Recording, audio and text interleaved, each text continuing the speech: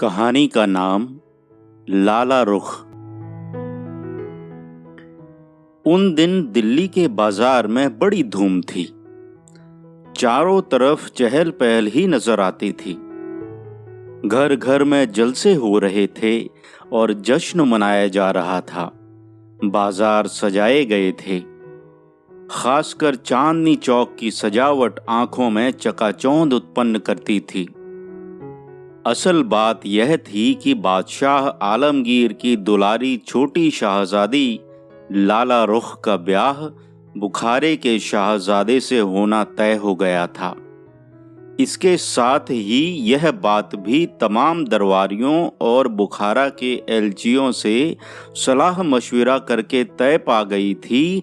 खास तौर से बुखारा के शहजादे ने इस बात पर पूरा जोर दिया था कि उसे कश्मीर के दौलत खाने में शहजादी का इस्तकबाल करने की इजाज़त दी जाए और बादशाह ने इस बात को मंजूर कर लिया था।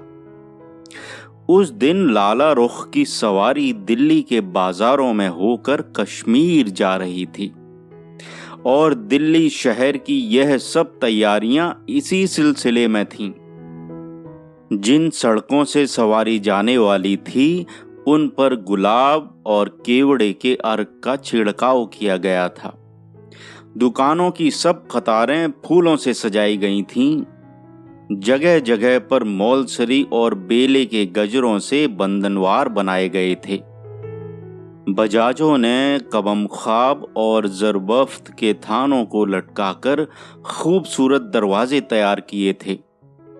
जौहरी और सुनारों ने सोने चांदी के जेवरों और जवाहरात के कीमती जिन्सों से अपनी दुकान के बाहरी हिस्से को सजाया था। इंतजाम के दारोगा और वर्कंदाज लाल लाल वर्दियां पहने और जरी की पगड़ियां डाटे घोड़ों पर और पैदल इंतजाम के लिए दौड़ धूप कर रहे थे। छज्जों और छतों पर लाला रुख की सवारी देखने के लिए ठठ की ठठ औरतें आ जुटी थीं। पर्दा नशी बड़े घर की औरतें चिलमनों की आड़ में खड़ी होकर लाला रुख की सवारी देखने का इंतजार कर रही थीं। नजूमियों और ज्योतिषियों से लाला रुख की विदाई का मुहूर्त दिखा लिया गया था। ठीक मुहूर्त पर लाला रुख की सवारी लाल किले से रवाना हुई। सबसे आगे शाही सवारों का एक दस्ता हाथ में नंगी तलवारें लिए चल रहा था। उसके बाद जर्क वर्क पोशाक पहने हाथ में बड़े बड़े भाले लिए वर्कंदाजों का एक झुंड था। इसके बाद तातारी बांदियां तीर कमान कसे और नंगी तलवार हाथ में लिए जड़ाऊ कमर पेटी में खंजर खोसे तीखी निगाहों से चारों तरफ देखती हुई आगे बढ़ रही थीं। इसके बाद झूमते हुए शाही हाथी थे जिन पर जरदोजी की सुनहरी झूलें पड़ी हुई थीं और जिनकी सोने की अंबारियां सुनहरी धूप में चमचमा रही थीं। इनमें महीन रेशमी जाली के पर्दे पड़े हुए थे जिनमें शहजादी लाला रुख की सहेलियां, उस्तानियां, मुगलानियां और रिश्ते की दूसरी शाही औरतें थीं। इनके पीछे नकीबों की एक फौज थी जो चिल्ला चिल्लाकर हुजूर शहजादी की सवारी की आमद लोगों पर जाहिर कर रही थी। इसके बाद खास बांदियों और महरियों के पैदल झुरमुट में कीमती जड़ाऊ सुखपाल में शहजादी लाला रुख बैठी थी। एक विश्वास पात्री बांदी पीछे खड़ी शहजादी पर धीरे धीरे पंखा झल रही थी। सुखपाल पर गुलाबी रंग के निहायत खूबसूरत मकड़ी के जाले की तरह महीन पर्दे पड़े हुए थे। इनके पीछे घोड़े पर सवार एक सरदार खोजा फिदा हुसैन था और उसके पीछे मुगल सरदारों का एक मजबूत दस्ता। इसके बाद रसद, डेरे तंबू और बल्लियों से लदे हुए बहुत से ऊंट, खच्चर, हाथी तथा वेलदार मजदूर चल रहे थे। लाला रुख का सौंदर्य अप्रतिम था। और उसके कोमल तथा भावुक ख्यालातों की खयाती देश देशांतरों तक फैली हुई थी। देश देशांतरों के शाहजादे उसे एक बार देखने को तरसते थे। उसका रंग मोतियों के समान था। उसकी आभा और शरीर की कोमलता केले के नए पत्ते के समान थी। उसके दांत हीरे के से और आंखें कच्चे दूध के समान उज्जवल और निर्दोष थीं। उसका भोलापन और सुकुमारता अप्रतिम थी और निर्मम आलमगीर, जो प्रेम की कोमलता से दूर रहा, इस अपनी नन्ही और भोली बेटी को सचमुच प्यार करता था। उसने अपने हाथों से सहारा देकर उसे सुखपाल में सवार कराया और आंखों में आंसू भरकर विदा कराया।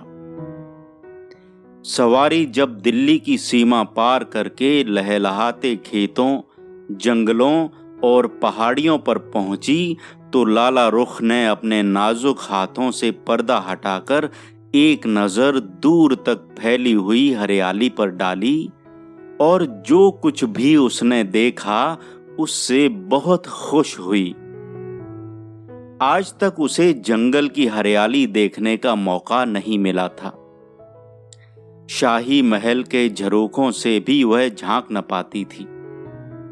शाही महल की तड़क भड़क और बनावट से वह ऊब गई थी, इसलिए जंगल का दृश्य देखकर उसके मन में आनंद होना स्वाभाविक था। नए नए दृश्य उसकी आंखों के आगे आते जाते थे।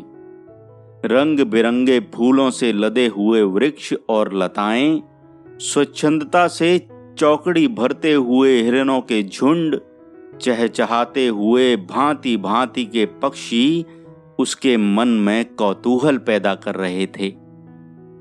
वह उत्फुल्ल नेत्रों से प्रकृति की शोभा निहारती हुई और भांति भांति के विचारों और शंकाओं से उद्विग्न सी आगे बढ़ रही थी। हर 10 कोस पर पड़ाव पड़ता था।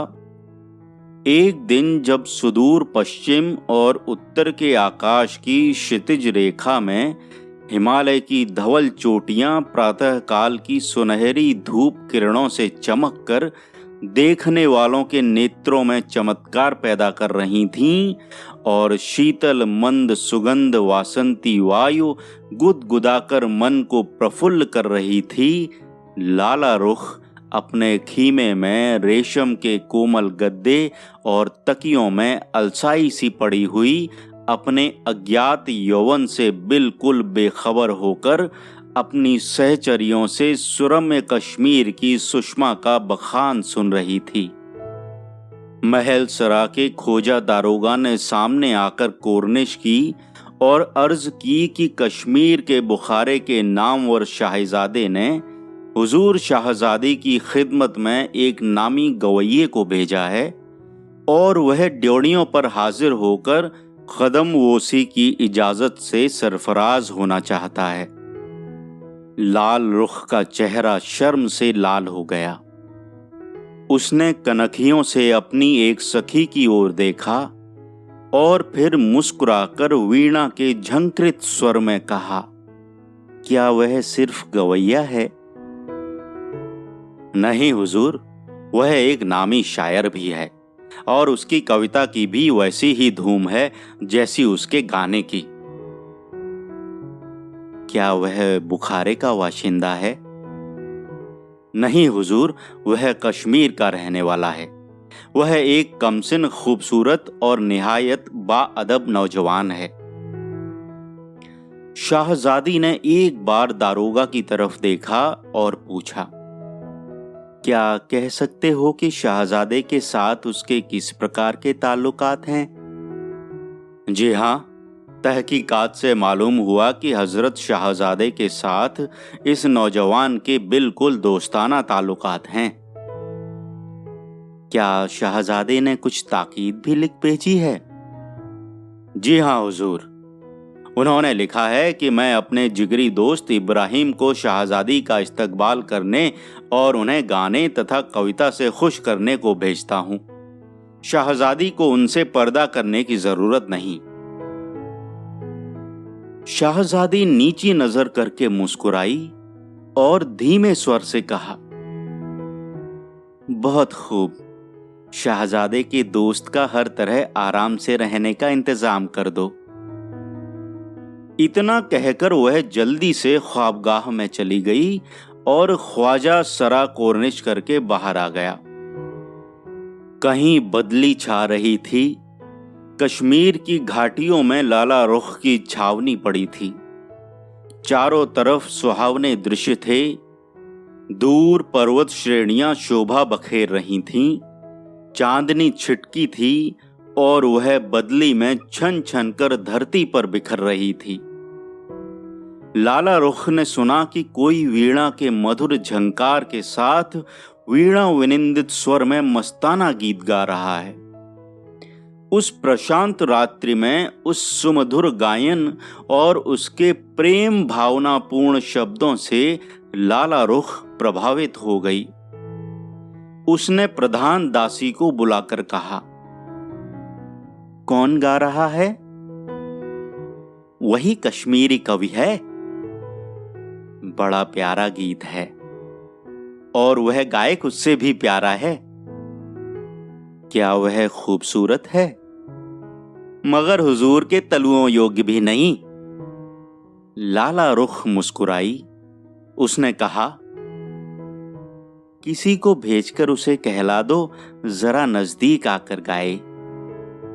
बांदी जो हुक्म कहकर चली गई और कुछ क्षण बाद ही मूर्तिमती कविता और संगीत की मधुर धार उस भावुक शहजादी के मानस सरोवर में हिलोरें लेने लगी। वह सोचने लगी, जिसका कंठ स्वर इतना सुंदर है और जिसका भाव इतना मधुर है, वह कितना सुंदर होगा। शहजादी की इच्छा उसे एक बार आंख भरकर देख लेने की हुई। शहजादे ने कहला भेजा था कि उससे पर्दा न किया जाए, परंतु शहजादी इतनी हिम्मत न कर सकी। उसने प्रधान दासी के द्वारा कवि से कहला भेजा कि वह नित्य इसी भांति शहजादी के लिए गाया करे तो शहजादी उसका एहसान मानेगी। उस दिन से दिन भर शहजादी उस अमूर्त संगीत के रूप की कल्पना विविध भांति करने लगी और जब वह स्वर्ण क्षण आता तो उस स्वर सुधा में मस्त हो जाती। कश्मीर धीरे धीरे निकट आ रहा था। शहजादे से मिलने का दिन निकट आ रहा था। तमाम कश्मीर में शहजादी के स्वागत की बड़ी भारी तैयारियां हो रही हैं, इसकी खबर रोज शहजादी को लग रही थी, पर शहजादी का दिल धड़क रहा था। क्या सचमुच यह अमूर्त संगीत एक दिन विलीन हो जाएगा? धीरे धीरे शहजादी के मन में साक्षात करने की इच्छा बलवती होने लगी।